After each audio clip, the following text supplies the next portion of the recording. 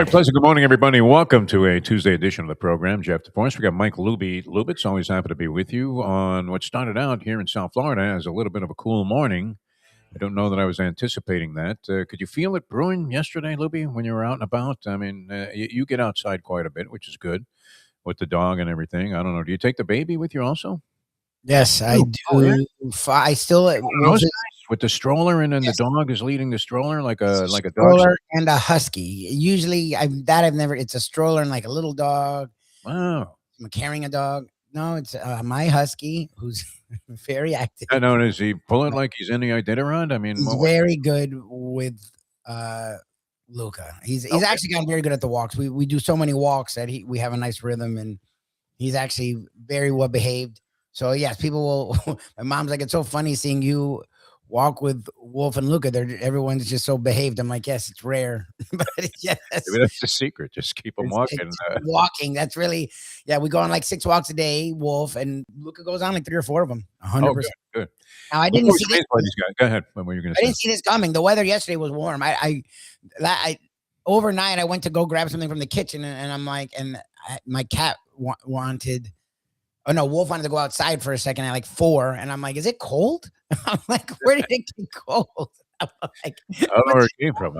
You were hearing rumors about this maybe taking place. So enjoyable out there. I mean, cold by Florida standards. beautiful. That's No, not but it's there's beautiful. people that are frozen in. My friend Big Rich had a picture on Facebook of his car completely snowed in. Oh, he's in Jersey. Yeah, Oh, New Jesus. Jersey. I mean, Oh no. under 6 feet of snow. It was just absolutely incredible. And so for us to fetch well, No, I no, mean, we enjoy it because it's such a departure from the I usual love sweltering heat. But so it should be a beautiful day out there today. And hopefully you guys are having a great day as well. As we get set, we tap into some of our storylines for the Super Bowl coming up. Which one is it? Is this like 60? Is I that don't know. I keep just saying the what's Super Bowl is coming LX? Is that 60? out. LX? I guess, yeah, I guess. Who decided to ever introduce Roman numerals? It kind of made it a little sexy in the beginning because you had like Super Bowl one, Super Bowl two, Super Bowl It's three. 60. It's 60. And then when you started getting into the 40s, when you have the L in there and I don't the know. other letters are on one side or the other, I get confused. I don't know about you, Libby. 100%. I Yeah, have no idea what they are. I just say this now. I'm just saying the Super Bowl. It is 60. So good job by you. It's it Super is Bowl. really Super Bowl 60. Can you imagine Yes, it? that's All right, crazy. so yeah, we were talking about 1966. The Green Bay Packers coming Yep. off the frozen tundra. It was a stiff. Remember Super Bowl one? People didn't even know what to make of it. It was kind of crazy. Super Bowl one. Skippy struggling a little bit to get up the stairs there. That caught my attention. I'm sorry, Libby, but Sorry. No, I get it. In that time where we're just keeping an eye. I get it. all right. So a lot of stuff happening. I had some thoughts. We didn't really get to them because there were so many other things happening, playoff games and all this stuff. Yep. And we did talk with Scoop Skolnick last week. I don't know if you guys caught that conversation. It was a lot of fun where he was discussing attending the Jeff Hafley introductory press conference, which we were talking about what BS most of these press conferences are. You rarely see anything of any significance. And I don't know that Hafley did anything to make you think, well, geez, what a mistake this guy is. But did he do anything to make you feel like, whoa, we've got the guy? I mean, a lot of some Dolphin fans, yes. I just have been in this business too long I don't take anything. Even when the press conference is good, I still don't take much. It's just hard. He said all the right things. I'm like, okay, good. At least he's not a Of total course, idiot. you're going to say all the right things. At least he's not a total idiot. He's got a deal going from defensive coordinator, where he's probably making decent money in Green Bay, 100%. to at least what? I mean, what is the marginal salary for an incoming first-time head coach in the NFL? Has to be between 5 and 10 million now at this stage. I mean, if McDaniel was making, he was making a fortune. McDaniel, Oh, when he was? I don't even know. yeah. Oh, Jesus. Remember, he re-signed an extension, which I think goes on for another couple of years. It's nice to be Stephen Ross and have money to just throw away. But I would imagine that I don't know. I didn't see any announced salaries attached to Jeff Hafley's hiring. But what was missing from that press conference, Libby? What was missing? I was kind of hoping for a little more Dan Campbell-esque. Oh, yelling.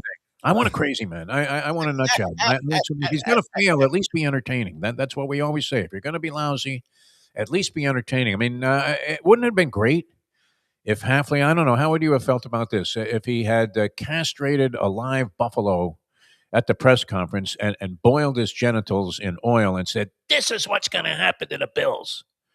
Would that have turned you on? I don't know. I got a I little don't know. I guess genitalia my material voice. there. If he had taken films of World War II and Japanese fighter planes being shot out of the sky and said, "This is what we intend to do to the New York Jets," would you have thought, "Wow, we got our guy"? Yeah, I guess they. he could have taken any ICE video and said, "Here's how we're going to destroy Oh patriotism." Jesus! Oh God! What do you think? Would Ross have regretted it? If he did it impromptu too, he just said, "Hey, look, I need an audio-visual guy, and I need to talk to him privately before we get this press conference rolling." If he pulled off something like that, Louis, would you have been more encouraged about the possibilities? Dolphins executing and orchestrating some kind of turnaround in 2026. It just seems sort of flat, doesn't it? Sort of flat. When your team has no anticipation. No, when the Patriots hired Vrabel, they also made that coincidental with a wild free agent spending spree, which turned out to be very beneficial. You do have to hit on the right guys. So you have to bring the right combination of people into your organization. Something for whatever reason, the Miami Dolphins have been very lacking in success in terms of finding the right kind of guys that are going to give you the chemistry that it takes to go 14-3 after a team has gone 4-13 2 years in a row. I don't know if this guy can pull it off, but we'll see. Seems to be a non-committal judgment by a lot of people. We don't know. I'm not sure how exciting it's going to be. I don't know that it's not going to be entertaining. I couldn't say that Halfley's going to fall on his face. Mm. Is a team just on a natural cycle? The cyclical nature of sports. Are they due for some kind of uplifting season where they catch a few breaks? The Patriots, by the way, everybody's been looking at this, and you have been harping on this, Louis. This has been one of your major themes all year long with the Patriots, who you despise. Let's put a With a little passion. disclaimer in there. There's a strong bias. I 100%. hate the Patriots. I don't, but you do. I do with a passion. You I don't. hate You're not a Dolphins fan. I mean, you cover the Dolphins. You have somewhat an affinity for them in a sense. They were always at every station you were at, but you're not a Dolphins fan. I've been born and raised. I All, wasn't not a Dolphins fan. I mean, no, but you're not a fan of I any. rooted for him when I was working at these flagship stations. Well, I mean, look, from the talk show standpoint, as we discussed many times, is it not easier if they just lose every game? It's a lot easier to do shows because people like to fetch, people like to bitch, people like to bellyache. People don't necessarily like to celebrate unless they're going all the way. What is that about the human condition, Louis? That we'd rather be miserable. People are always talking about the pursuit of happiness, but it seems like in that pursuit, they just make themselves miserable. That's very true, actually. That's not part of what's wrong with the universe today. I mean, look, you get up every day. What are you expecting?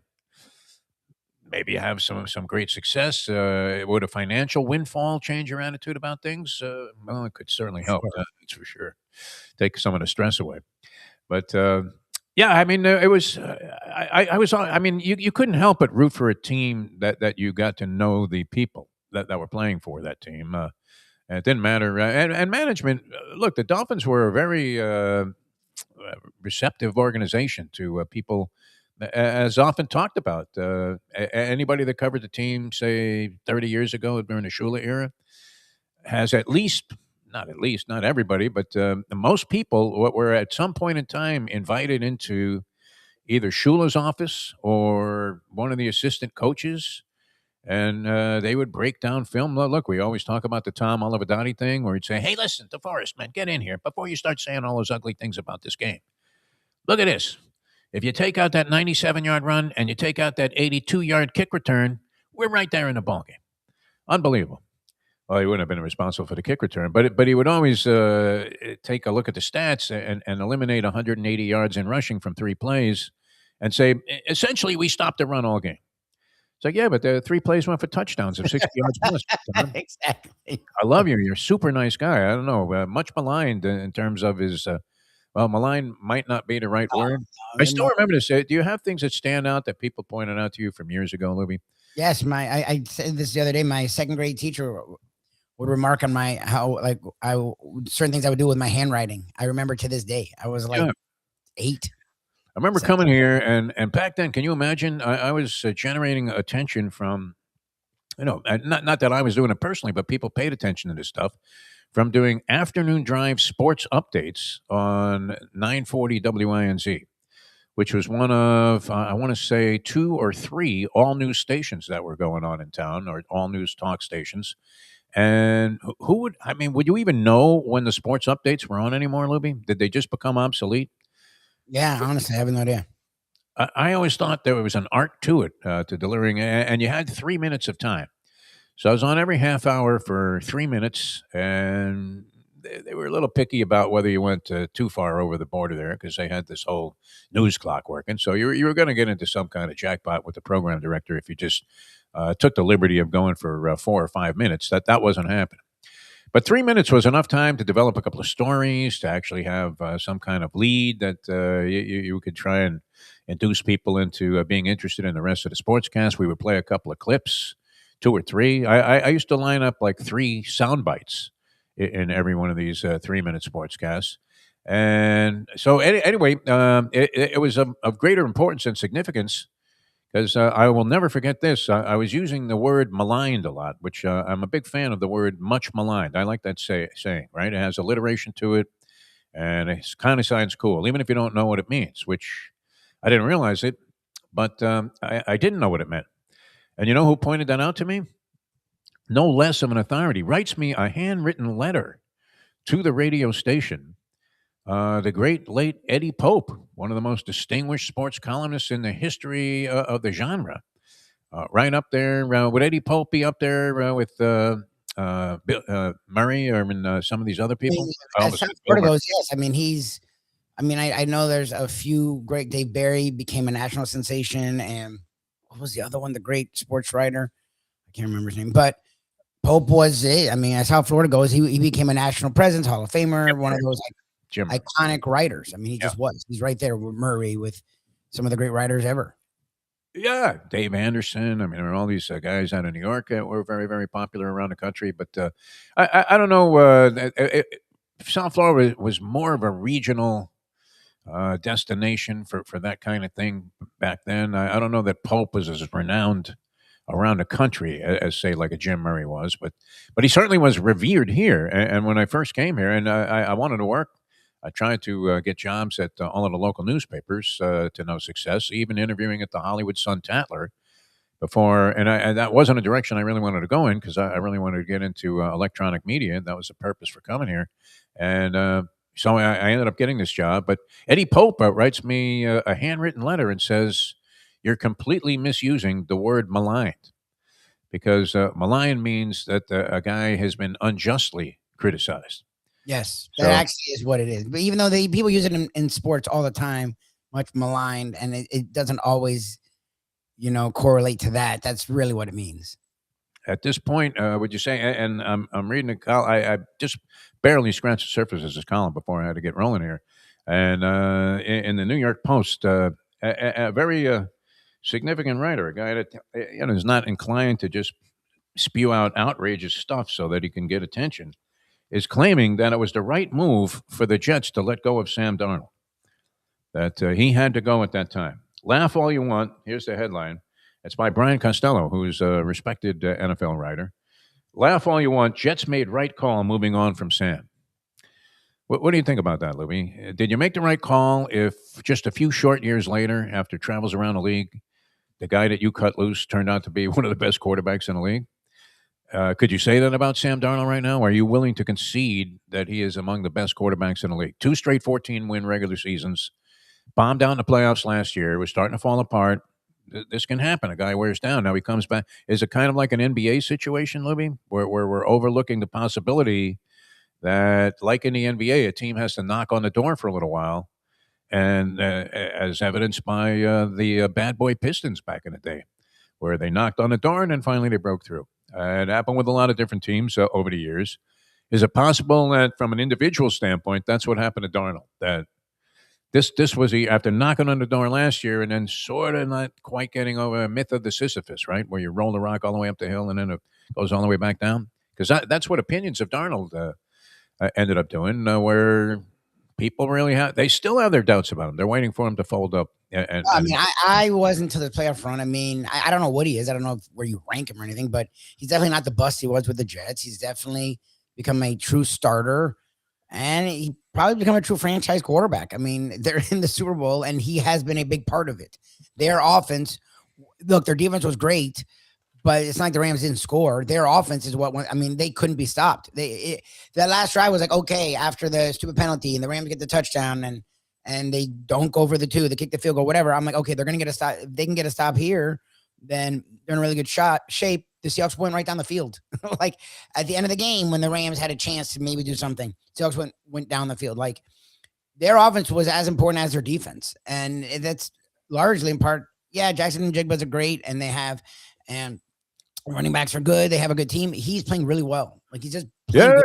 Like been accurate throws. Now, I mean, come on, it's just anyone would fail there. Their offensive line's not good. The skill talent's okay. The defense is up and down. I mean, the coaching's been hit or miss. And even Saleh, who is a good defensive coach, had no idea how to do the offense. Like he had no idea. Again, we've seen even the Lions turn things around. The right GM can turn any situation around. We say that franchises are doomed. Yeah, they're doomed because until they find the right personnel people. Again, we had a guy that we called Mike the Goldie hater because every day he called in to bitch about the Panthers. Yes. And we let him because he wasn't wrong about anything he said. It was mean. No. We love Goldie, and we were okay with the Panthers, but nothing he said was a lie. So he was all over Dale Talon. But he was right about everything he said, like he was. So then they go and get Zito, right? Getting the right, you could have the worst owner. Look at the Knicks. Dolan still sucks as an owner. They just figured out management to the point where they're not winning titles, but at least they're not an embarrassment. They're a top 3 or 4 seed every year. They win a playoff round or 2 every year. They're competitive every year in a way they haven't been since the 90s because they got Leon Rose at least has a freaking clue, like the right management. When we say, oh, they're doomed because the owner is an idiot and can't get the right management. If you can somehow fall ass backwards, the Lions didn't get smarter. The Clays have always been a joke. The Fords, whatever, Clay Fords, have always been a disaster. They didn't get smarter. They lucked out and got their GM, who is a freaking beast.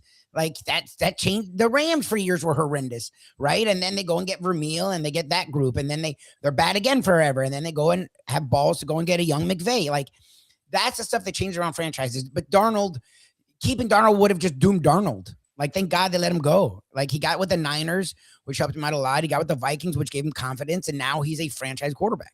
Like, he is. I mean, there's nothing else to wait on. He took a team to the Super Bowl. This isn't Nick Foles falling backwards into a Super Bowl appearance. Like, Darnold's been there. It was great last year and has been there all year. And even when he had a tough game, Mahomes, Burrow, all these guys have bad games. It's what makes you a good to great quarterback is that you have one bad game. You don't have 4. That's what Darnold did last year and this year. Last year, you thought, wow, it was a glass slipper syndrome there, where he got to the end of the year and then all of a sudden his time ran out and he reverted back to being a sort of scatter-armed quarterback that was an exhibit in the Jets organization. You wonder then how much of that is just coaching, like you said, the organization itself. If you're doomed, if you end up drafted by the New York Jets, Hack Wilson hasn't emerged as any kind of force at the quarterback position. Another highly drafted, we have to have him, Jets quarterback find in the draft. 2018, man, it goes all the way back to 2018. Sam Darnold coming in as a first-round pick, I think number 3 overall to the New York Jets. Did they have to let him go? Things weren't working out. That makes you wonder, Lubie, how much longer? I guess it'll be 1 season, possibly. There's no way to trade Tua Tagovailoa. I just don't see it. If you've already thrown in the towel on the guy, though, where do you go from here? I don't know. That's the thing. Is that's what people assume he's played his last down as a Dolphin, and it's like logically, yeah, they're talking about him as though he's gone. But so you're going to eat 99. Like I don't even know how does that work. How does it when you have 3 or 4 other really bad contracts? Yes. Like Tyreek Hill. Tyreek Hill, you have to figure is gone, right? Waddle's contract's not great. At least you get something from Waddle, but his contract's not great. Chubb's contract's an atrocity. Like you have a bunch of really bad contracts. How do you then eat 99 million? No one's explained that. You eat it very slowly and you wash it down. Like to me, it's. And people, when I say this, people look at me like I'm an idiot, but it's the only thing that seems logical. And it's funny. I think Training Crowder said this yesterday, and I was like, of course, he's the guy I'm agreeing with. Yeah. But there's nothing wrong against Training Crowder, but it's not like he's this sports sensei. But if you're paying him anyways, why not just have him on your roster? Like, I would think you play him. it's I going to don't be see where they're distracting. going. Okay, I hate when they say that. Like these guys are now making the crappiest guys make millions. Yes. Who cares about it? Like that's what makes a great coach is to get rid of the distractions. Do the like Riley did with the 15 when he had Shaq in the boxes and like whatever you got to pull out of your ass. Like if they're distracted, that's your fault. You're not doing a good job. Like that's we don't even need it's But, OCs. I mean, who do you have more confidence in? Tua at least has shown that at Was times an he NFL can be an NFL quarterback. quarterback. Like Quinn Ewers, did he really do anything to distinguish himself last year? And who else is in the mix? Nobody. So, and that begs a magic question. I mean, you're always desperate to grab. My friend Mike Jones has been talking about this a lot on this other show we do.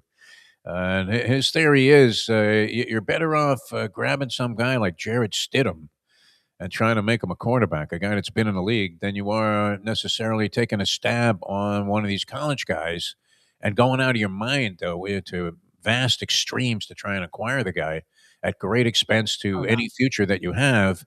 And then the guy doesn't work out and you're completely effed. You're done.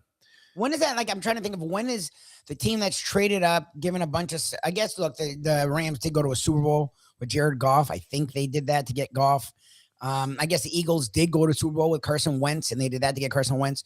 But Goff, I don't know if he even made a second contract with the Rams. And Wentz, we know, is Oh, not they traded him, because I mean, for an older guy.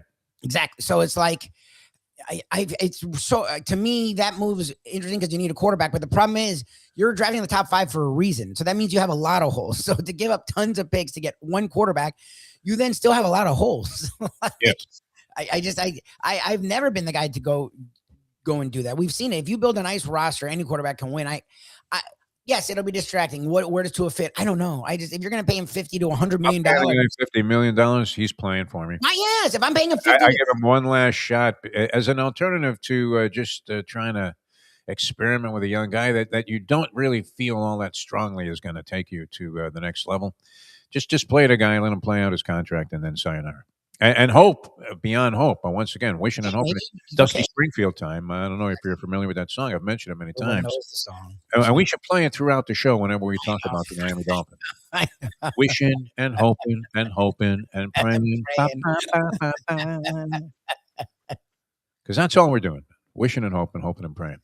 Meanwhile, you have two tangible teams. They're 60-1 on both teams to make it to the Super Bowl before the season started. They were both 60-1, 6-0. So if you would bet $1 on that combination to be the Super Bowl final, the championship game, Seattle versus New England, and you would bet on both teams to make it, taking $1 and parlayed that $1 today.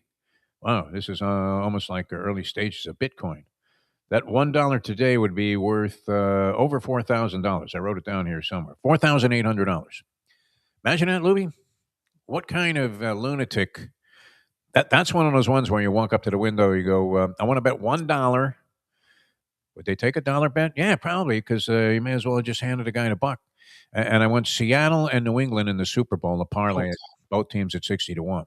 I can't even. And that's where the guy literally he turns, hey Mo, get over here. They figure they got a guy with a real problem. Yeah. And sure enough, there it is. 4,800 for $1. So your $10 would have got you 48,000, Lubie. Your $100 would have got you $480,000. You'd be out. Not necessarily for life, the way money goes today, but at least for a significant period of time, you could kind of just rest down there in the Keys and be drinking pina coladas at Jimmy Johnson's Big Chill. It'd be awesome. Imagine that, $100 on that comment. And now to come up with both of those would have been a real stretch of the imagination, would it not? Because you had the much maligned Sam Darnold taking over the quarterback reins with the Seattle Seahawks, a new coach, and you didn't know this defense was going to be as monstrous as it turned out to be.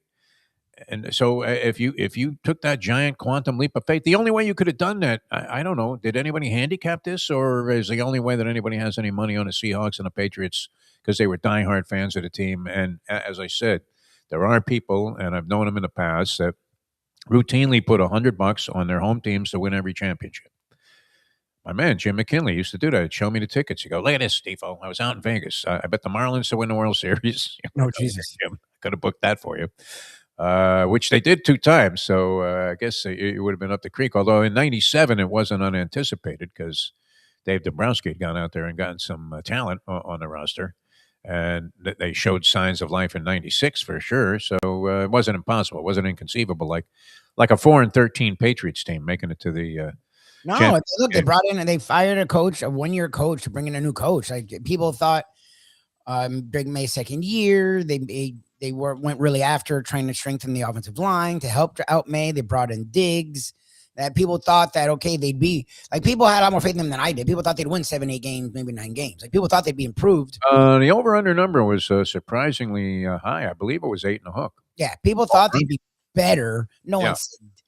I mean, when you Yeah, have so you figure they go 9-8 and Burrow maybe back, get the like postseason, and that's it. Goodbye. Drake May gets a little bit better, and yeah, you're out yeah. the door there. And Vrabel, is looked upon as a competent but not brilliant coach, and you're thinking, what can he do with the team next year? Nice little stepping stone, nice springboard for future success. Brian disputes that. He must be getting his odds out of the Jewish Journal at least. And it wouldn't surprise me if the Patriots were 80-1. They The could have been. 81 makes a lot more sense, actually. Like no one saw them winning the But division. their categories, they only go so high, because Yeah. Okay, that makes sense. yeah, Okay. you'll see teams 101. I'm sure if you looked at the odds, what are the odds? Look this up if you can find it right now. I mean, would you say that the Miami Marlins have any chance to win the World Series this year? Any chance? When you stack them up, no matter how much they showed improvement last year, it seems like Oh, they've World sort of Series? taken some of the air out of the team this year. I don't know exactly what the plan is, but they're getting rid of starting pitching, which is usually highly coveted. No, Lubie? Would you want to unload starting pitching that you didn't necessarily have to get rid of because these were young guys that had shown promise?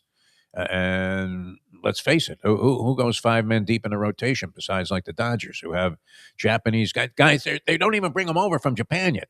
They're already lined up and they'll be in the bullpen by the end of the regular season. When there's such a short commodity of starting pitching, the Mets went out, made a couple of moves after. I mean, you talk about being maligned, Lubie. The Mets offseason, you could not have seen. Of course, I'm getting this out of the New York Post, so I get a little closer feed on what's going on than the rest of the country, maybe, because these guys really were zeroing in on this. And they do a lot of baseball coverage in the offseason. They were appalled by the fact that the Mets let a bunch of decent guys go that were very popular. What they lose Pete Alonso, Nimmo, and Jeff McNeil.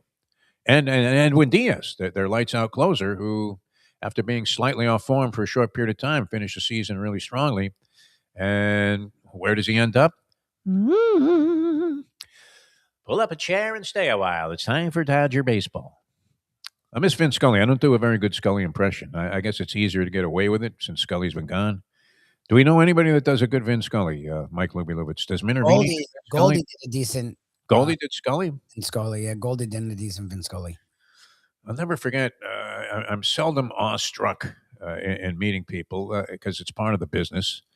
And I remember thinking as I was talking to Vince Scully one-on-one, and he was just casually getting ready for the game, and he happened to stop by this press lounge that they had at Dodger Stadium, and I'm standing there thinking, holy F, that's Vin Scully.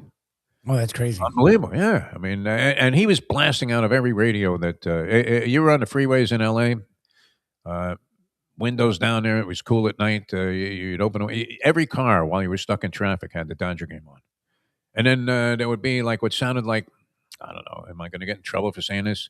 The music on a roach coach. Is it always the same? That little horn that they go. But the construction workers know they need to come down on the elevator from the 20th floor of this wild construction that's going on. Because I pass like a bunch of roach coaches now in my walk of life. Okay. Are you tempted to try something? I love food trucks. So yes, every time I go past a food truck, I have to look at them and see what the food is because it's usually great, doesn't it? I mean, I don't know. They're always usually a very good experience. I think I've rarely had a bad experience at a food truck.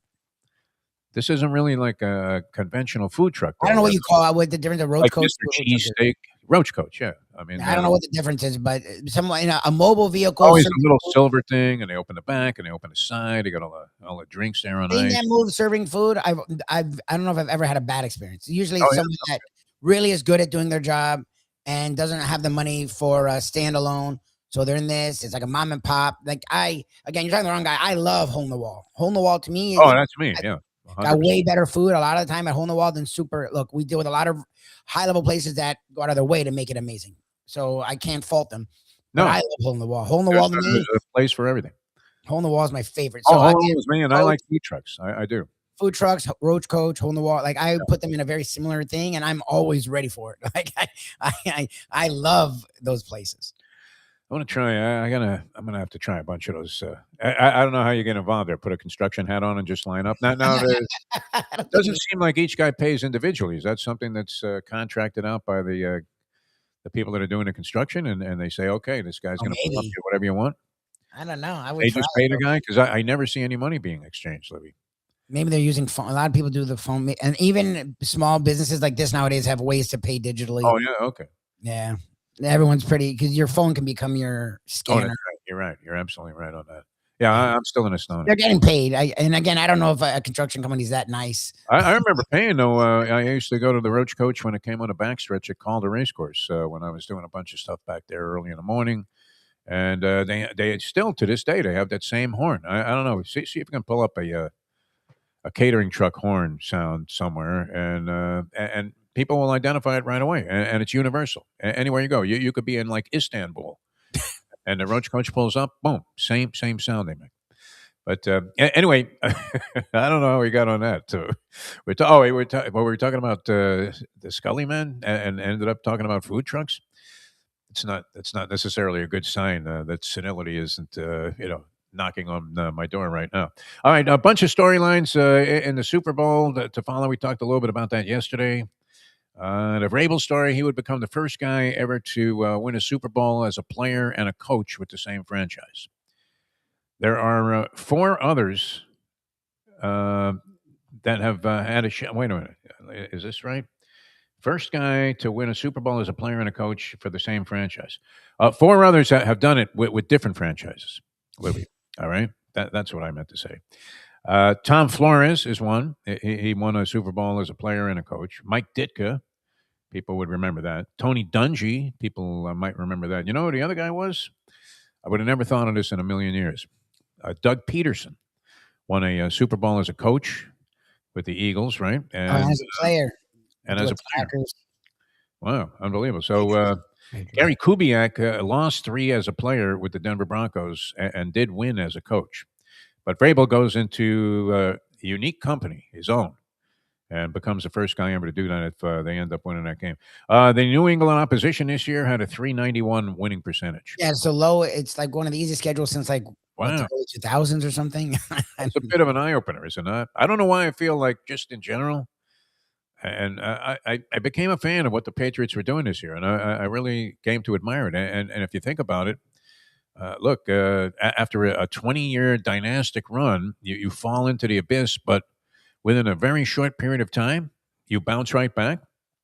That's the mark of I don't know. Does Bob Kraft who's responsible there for what happened in New England? So, does Kraft get any credit for this? I mean, how does Bob Kraft compare to Stephen Ross? Does it seem like he's actually orchestrating some of this stuff? I don't think so. I don't know. He just No, Kraft's not involved. he ditched the blue shirt with the white collar. He's I not haven't involved. seen him in that for a while. Is that out of style? That thing where you had the white collar on different colored shirts. I Remember guess when that was popular? Were you like wearing dress shirts when that was popular? I've And worn always stuff. had to have the tie bar also, the little Yep, yep, tie bar. yep. It's been a long time. I don't even know if I own a necktie. I would have to really scramble to try and find one. But yeah, Kraft, does he deserve any credit for what happened? I guess he put the right people in place. I mean, he hired Vrabel. I mean, he didn't think twice about it. He put in Mayo year one, whatever you want to say about it. Now that they're sitting here, it's a great call. And he goes and gets Vrabel. When a lot of people were interested in Vrabel, he didn't mess around. He brought him in, and whatever personnel guy they brought in already had or worked with Vrabel really well and attacked it and did exactly what every franchise now is hoping to do. I want this guy, this guy, and this guy, and this guy. 1 year. Nice in the Halfley thing. We're going to get this guy, this guy, this guy, and this guy. Mm-hmm. So yes, This is what we need. We need speed. He could have sounded like Vic. won. I mean, look, they started losing. He cut ties with Belichick, which is not easy to do. And instead of going like the Dolphins when they cut ties with Shula and bringing in Jimmy Johnson, he went for a younger guy who understood the culture and understood the history instead of coming in and trying to throw everything away like Jimmy Johnson did. he embraces all of the Patriot way Well, of but he didn't founding make father. the Gerard Mayo thing. You would have to consider outright failure. No, I mean, he fired the Success, guy for 1 year. but he cut ties. He didn't. He didn't linger on. He didn't let the guy be a Joe Philbin, where the guy's not going to win you a championship, and you stick with him anyway. And look, we've seen that over and over again. McDaniel probably here a year too long. No, you could see the signs were already in place after that third year that it wasn't going in the right direction. So that was sort of ugly. But anyway, 391 opponent winning percentage. I guess is that regular season, and then they get an injured Charger team. Mhm. They get the Texans, where I'm sure if there should be a nice investigation, it should be that maybe Cash Patel gets involved and tries to figure out what C.J. Stroud was doing. Well, at first they were missing their best receiver. Their tight end, who's their second best receiving target, gets hurt in the first quarter, and then yes, it felt like Stroud was playing against his team in that game. You can't look any worse than that. Even if you were trying to conceal that you were involved in some kind of Tim Donaghy type of bribery situation. Not that I'm asserting this for 1 second, but it sure looked that way. I mean, you weren't even faking it well. It was like seeing mid-level Midwestern wrestling circuits where the punch misses by a mile. It misses like James Caan in Godfather. Was that Godfather 1? I believe so. The Godfather, where he had to fight with the guy that had married his sister. And he's throwing a punch at it, and it's so badly missed. You can't imagine. I mean, how much wine did Francis Ford Coppola consume before he went into the editing room and let that one slide by? It was one of the worst fake punches in the history of anything, wrestling, movies. Go back and I wish we could pick this clip up. In the future, I think we're working on something here where we might be able to just dig that right up and play it. So Okay. that would be good. And then Denver has no quarterback. And then on top of that, the conditions become so horrendous that if you were up 10-7 in the third quarter, you're probably going to win the game 10-7. And that's exactly what happened, which was what I bet my friend Doug, as he said, "There's no way this is the final score." I'm going, "Okay, Doug, give me $20."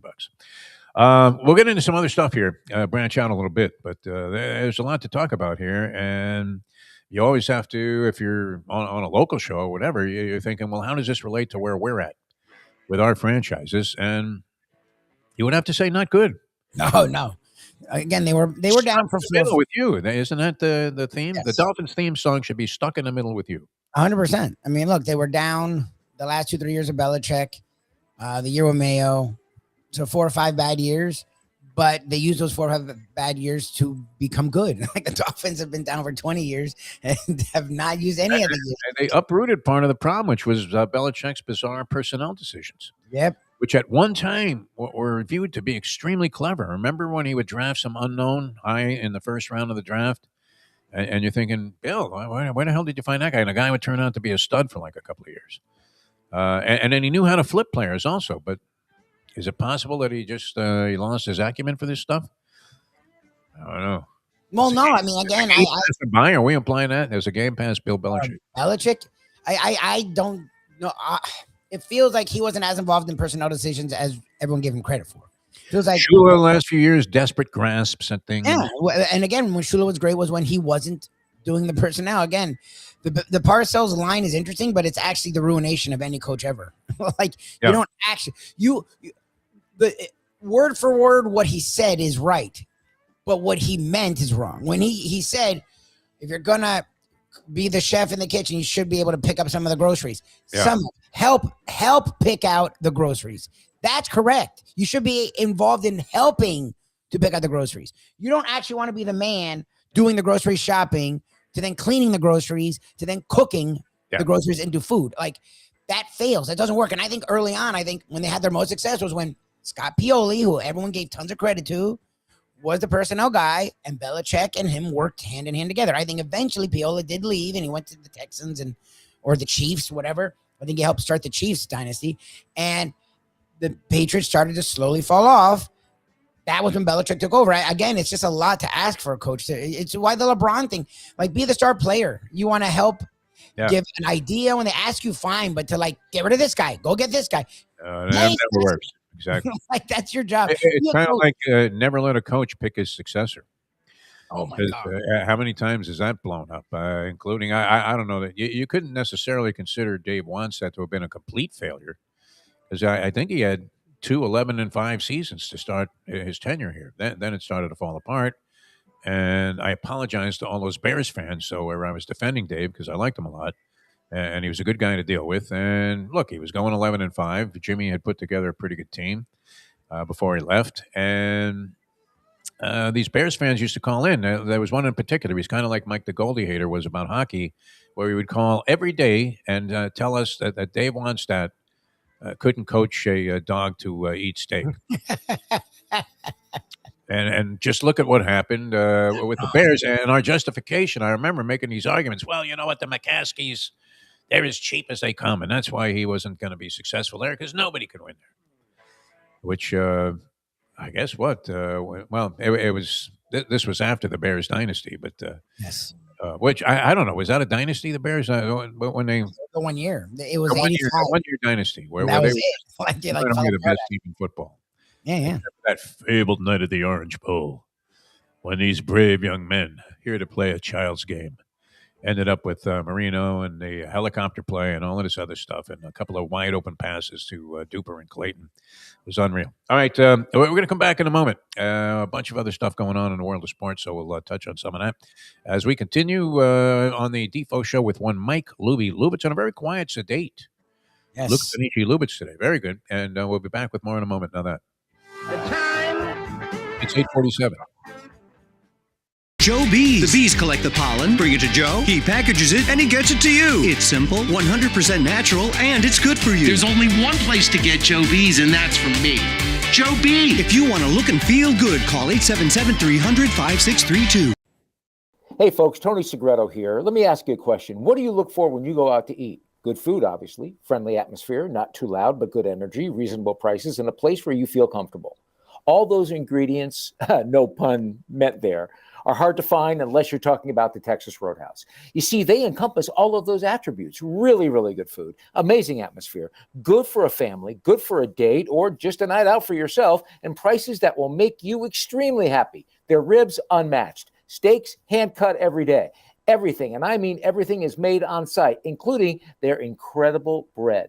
It's the one day, folks, that you can forget about low-carb diets. Trust me when I tell you, Texas Roadhouse, your restaurant, your destination when you say, where should we go and eat tonight? From the newly renovated sports bar to the beautiful bayside views captured at the Tiki Bar, Jimmy Johnson's Big Chill has it all. Located at mile marker 104, the Big Chill also offers waterfront dining while experiencing breathtaking sunset views of the Florida Keys. It's simply the hottest spot in the Keys to cool off. That's Jimmy Johnson's Big Chill at mile marker 104 in Key Largo. For more information, call today at 305-453-9066. Recently, Neil deGrasse Tyson, astrophysicist extraordinaire, with us here on 940 Wins, 1230 The Zone, and around the world on the iHeartRadio app.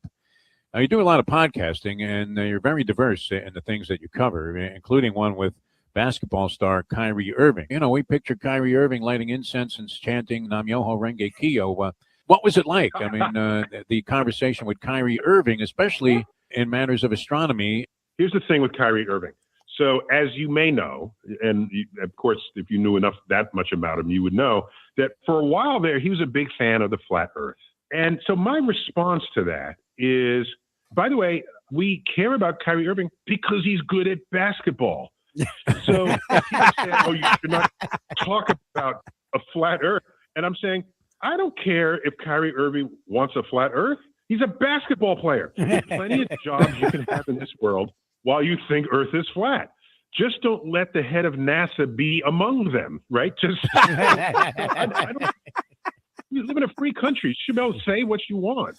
And so I wasn't as distracted as other people were. I don't get my science from Kyrie Irving, and I'm not going to get basketball lessons from the head of NASA, period.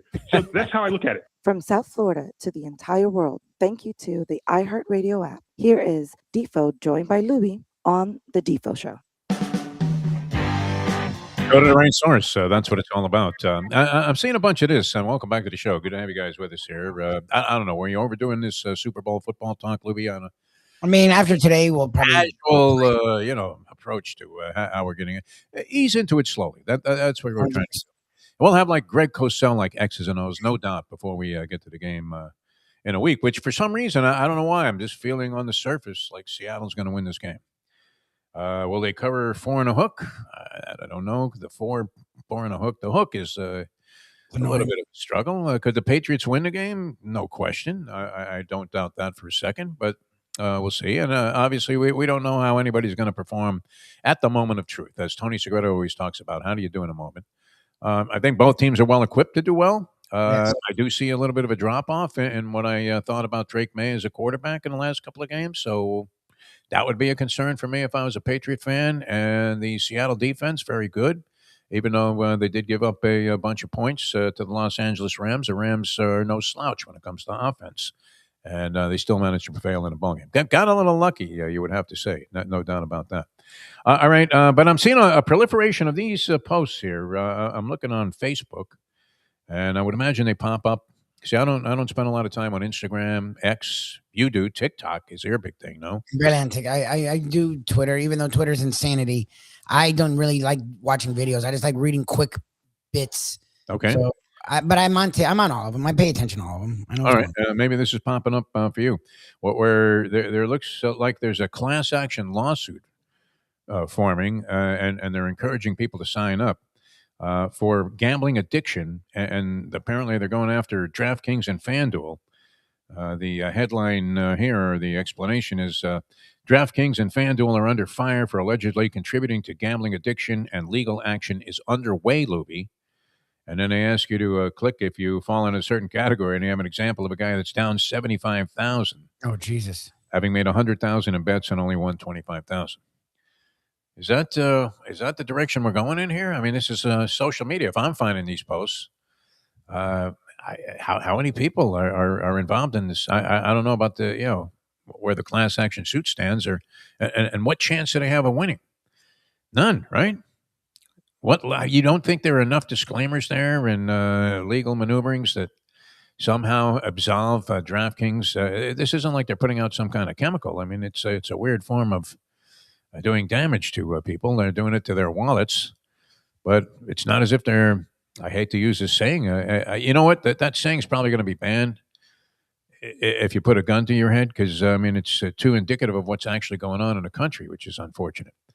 But that being said, and we don't want to get into that because I mean it's so macabre. But the gambling addiction thing, what do you think? I mean, is there any legit? Leonard Toews tried to sue Atlantic City, the former owner of the Philadelphia Eagles, for just foisting drinks upon him, and that because that they had him inebriated, that he wasn't responsible for his gambling losses. See, you're talking to the wrong guy. Like, I'm all about personal responsibility. I'm a very liberal guy, but I also, in that vein, I think it's on people to make their own choices. Exactly. I'm almost libertarian in that regard. Like, I know we have government for a reason. I think there should be government watch over things because big business sucks, and they're always there for the bottom dollar, not the human or the customer. But I do also think if I want to gamble, I should be allowed to freaking gamble. If I want to use drugs, I should be able to use drugs. If I want to pay someone to have sex with me and they want to take my money and have sex with me, then I've always been open-minded in all those things. I think you're just closing off revenue streams, and it's still to this day never been proven that they actually increase crime. Usually because they're legal, it makes it safer. It makes it more because it's regulated, and it brings in a holy load of money. And we always need more money. So people, make money.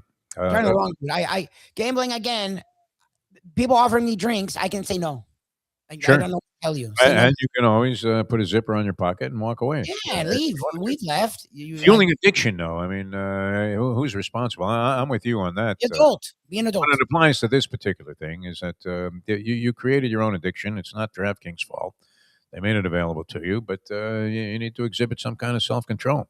And if you can't, and you're unable to, and you're so out of control, then somebody should help you do something about it. It's not their responsibility to cut you off because you're losing your ass. And that's something that they'll never, you'll never see in the history of gambling. I remember, and I've told this story before, I'm on a flight. I had to catch a connecting flight in Orlando on a Spirit Airlines flight, of all things. And there's one seat left on the plane. It's a middle seat between this other guy and me that are sitting in like row 22. And as the door's about to close, who pops onto the plane but Senator Bob Graham? And I'm looking around. I'm thinking, where's this guy sitting? Is there a first class? There is no first class in Spirit Airlines. It's all it's all like you're on a cargo flight. And he sits down right in that middle seat. So we're shooting the fat with Senator Bob Graham. Was a very approachable guy, and seemed like a very likable human being. I thanked him for all the freebie time I spent on the tennis courts there on the Graham properties at Shula's sport athletic club over the years. Eddie Kaplan and I playing the Alzheimer's Cup, and we're flying over to Hard Rock, and it was just really sort of getting started as the Hard Rock. And Graham, I asked him, I said, well, so what do you think is going to happen with the gambling? And he actually said, now this was a guy who was on the left. Yes, he was on the left. He was a liberal, thinker than most. He's an old Southern dude, though. He's like religious. And he actually said to me, I'll never forget this. Well, it leads to a lot of crime and prostitution. That's not true. I'm like, Bob, what the hell are you talking about? Yeah, it's never been proven to this day. No, I mean, look at all the people. How many people are making a good living off the fact that the Hard Rock is there, besides the people that are raking in the money that people are losing gambling? I mean, look at all the other stuff that happens. Well, it cleaned up the whole area is a lot different. And what they want to do, and it sucks for businesses in the area, but what they want to do is make it a Vegas light. So it would actually make it even cleaner and safer. Like it's just not true. It's never been proven at all. Don't see it. Maybe in Reno. I don't know about Reno. I know Vegas again. Yeah, in the early days, yeah, because Biloxi is destroyed by casinos. I don't know. Nobody ever heard of Biloxi before, unless it was in like a Bobby Gentry. Oh, again, that's just not true. Again, prostitute. None of those things actually make. Again, the red light district in Amsterdam is one of the safest places. That's just not. Nobody wants to mess with the. Yeah, you don't want to. That's the thing. You don't want to mess with the cash cow. Exactly. Like. It's just bogus lies. It's just not true. All right. Now, I know you have the young Luka to tend to and a lot of other things, Louis, but have you been watching your NBA? A couple of stellar performances last night. They shouldn't go without mention here on the show. Donovan Mitchell, he's been on fire for the Cavaliers lately. You're watching a little Donovan Mitchell? See that? The Cavs were very disappointing to me. I thought this would be the year they would take a step as the East is wide open. Yeah.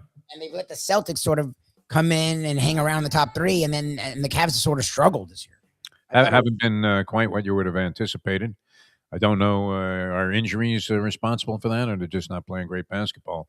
But they were great last night as they beat Orlando 114-98. Donovan Mitchell, 45 points. And speaking of Luka Doncic has another bizarrely remarkable game. I think Mitchell in the first half of that game was 9 for 11 from the field.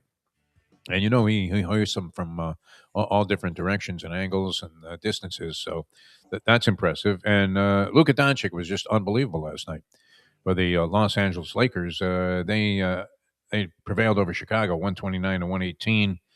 Oddball score out of the NBA. Charlotte Hornets over Philly. I think Embiid was out of this ball game. Nonetheless, Charlotte 130, Philadelphia 93. Jesus. And we don't have much to talk about with the local team here because mediocrity, right? I mean, they won 2 in a row. I mean, they're playing. Bam's playing better, but they're sort of an ant team. I mean, again, one of these big moves is waiting for them to make, and they keep waiting for the Giannis dream, which I don't know. Giannis is never leaving Milwaukee. It's not leaving. Like you remember how I was. We were on radio, and you were making fun of me because I really swore that 2024 or whatever year that they imagined he'd come to the Heat. Sure. Like.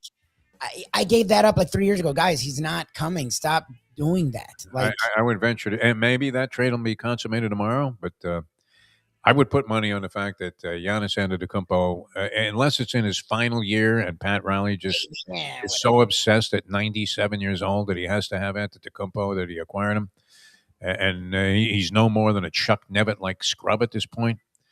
That would be the only time I would see Antetokounmpo actually wearing a Heat uniform, if he was like the 15th man on the roster. So they'll probably do this tomorrow, Lubie. We'll have Tyler Hero. Who else had to go? A couple of future first-round picks. Maybe throw in Powell. You get Giannis, and you have nobody around him. All right, we're going to get out of here, you guys. Thanks so much for tuning in, and we appreciate all the input on the chat line. That's always a lot of fun to see. For Mike Lubie Lubitz, I'm Jeff DeForest. Thanks so much. And I meant to mention this, though. Aussie Open, unbelievable. Alcaraz, the matchups are great, both on the women's and the men's side as we get into the quarterfinals, which are still being contested. Had a few quarterfinal matchups last night. Alexander, Sasha Zverev beat the upstart Lerner 10, who's an American kid, coached by Michael Chang, who had made a nice run. Annihilated Danil Medvedev, who's sort of been slumping, but nonetheless, it was very impressive to see Tin have this kind of tournament. Runs into Zverev and runs into a little bit of a brick wall, loses in 4 sets. And Alcaraz, a straight set victory over De Minaur, the Australian, who's a very good player, Lubie. This guy, you talk about a defensive tennis player that has a little bit of pop also in his game. This guy, I mean, he covers the court and can cover the next court, too. He could actually hit a shot in his game off some howitzer off the racket of Djokovic, run to the other court, knock a ball in play, and then run back and catch Djokovic trying to hit it. The guy's amazing. And he gets destroyed by Alcaraz yesterday. So that was interesting. Coco goes out in a flame out. She was feeling very confident about this thing. I don't know if you caught any of that. Svitolina is the probably as well known as being the wife of Gail Monfils as she is for her play, but she's been playing good as a veteran player. Very solid over the last couple of years. Destroys Coco, 6-1, 6-2, so she's gone. And our young Eva Jovic, American, loses to Sabalenka, overwhelmed by the power of Sabalenka. I don't know about overwhelmed by the moment because she seems like a were you that cool at 18 that you could be like an international star and just seem like you were calm and cool as a cucumber? Not that cool at 43. My God. The composure of this girl just absolutely amazes me. An attractive young lady also, but at 18, your name's in the Epstein files if you're even thinking that or saying it on any platform. But nonetheless, great. I mean, the persona that she projects is really, really impressive. But overwhelmed, just steamrolled by Arina Sabalenka, who's the number 1 seed, of course. And tonight you have Ben Shelton, your favorite Gator, going against Yannick Sinner. That's interesting. But the matchup is very favorable to Sinner. I think he's 8-1 against Shelton. Shelton was a younger guy, a little bit younger, but it's not like Sinner is an old man. He's like 23. And the Joker has to go against the young Italian Musetti, who is a very good player also. So a lot of good stuff happening there. That's on at like 3 a.m, Lubie. If you happen to wake up with Luke in the middle of the night, definitely worth checking out. And there are a couple of women's matches going today as well. So, but a strong field. I think you have Rybakina against. I still don't know how to say this woman's name, Louis. Is it Swiatek? What are we ever going to conclude? Swiatek is what I've heard. I mean, is it Swiatek? What the hell is it? W is like a V, but it's Swiatek. Swiatek. What I know, I mean, she's playing well, and Rybakina is really like looking strong. Could win the whole thing. I wouldn't mind putting a little taste on Elena Rybakina to win the Australian Open, and then your other semi, I guess, is Svitolina against Sabalenka. So interesting matchups on the women's side, and you've got a lot more going on before they decide the actual semifinal contestants. Does Joker do it? Joker would have to mow down Ben Shelton. No, he's playing Sinner. He would have to mow down Musetti and then Alcaraz and Sinner, I think, in all likelihood. Can he do that? Joker seems like a huge career. Yeah, for him. All right, we're going to get out of here. Thanks so much for being with us. For Luca Panici Lubitz, Mike Lubie Lubitz, I'm Jeff DeForest. We'll see you next time as we leave you know that. The time. 9:05. Let's go to eat a damn snack. Look what they done to my soul.